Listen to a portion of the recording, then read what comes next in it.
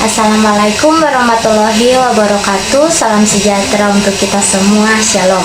Pada kesempatan kali ini saya akan menjelaskan video terkait anatomi tubuh manusia sistem pernapasan.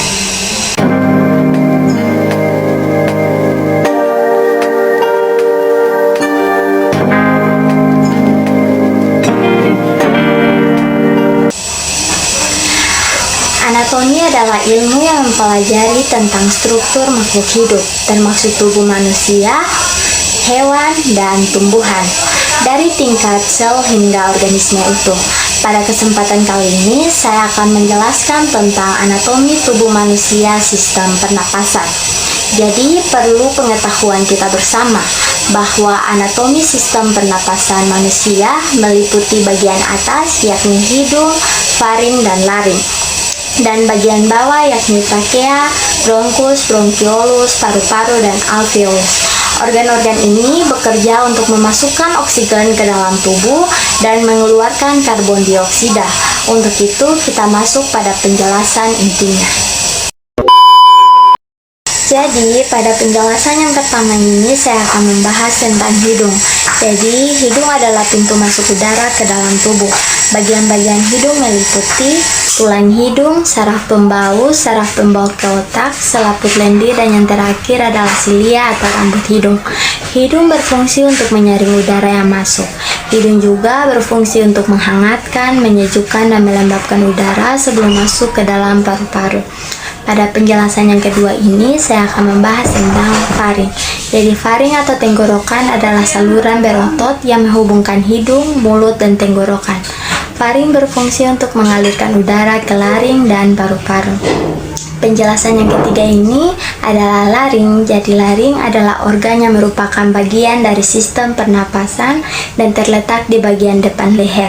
Laring berfungsi untuk mengalirkan udara ke trakea. Penjelasan yang keempat adalah trakea. Trakea adalah saluran nafas utama yang menghubungkan laring dengan bronkus di paru-paru. Trakea juga dikenal sebagai batang tenggorokan. Trakea berfungsi untuk menghangatkan dan melembabkan udara yang masuk sebelum mencapai paru-paru. Kemudian penjelasan yang kelima adalah bronkus. Jadi, bronkus merupakan saluran udara menuju paru-paru. Bronkus dilengkapi dengan struktur kecil seperti rambut yang disebut silia. Silia membantu mengeluarkan lendir dari paru-paru, menjaga bronkus tetap bersih dan sehat. Fungsi lain bronkus sebagai tempat menyaring debu, bakteri, dan virus. Pembahasan yang keenam adalah bronkiolus. Jadi, bronkiolus adalah saluran udara kecil yang bercabang di dalam paru-paru. Bronkiolus berfungsi sebagai saluran udara yang menghubungkan bronkus dan yang lebih besar ke alveolus. Penjelasan yang ketujuh adalah alveolus. Jadi, alveolus adalah kantung kecil yang terletak di ujung bronkiolus. Struktur ini berperan penting dalam pertukaran gas saat bernafas.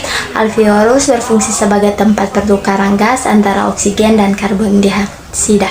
Kemudian ada paru-paru. Jadi, paru-paru adalah organ vital dalam sistem pernapasan manusia yang berfungsi untuk menukar oksigen dan karbon dioksida antara udara dan darah. Ini adalah proses pernafasan pada manusia. Saat kita bernafas, udara yang kaya oksigen akan masuk ke dalam tubuh. Saat kita mengeluarkan nafas, gas karbon dioksida akan keluar dari tubuh. Udara yang kaya oksigen masuk melalui hidung dan mulut. Kemudian oksigen akan menuju ke faring dan diteruskan menuju laring. Udara akan berjalan masuk ke dalam trakea.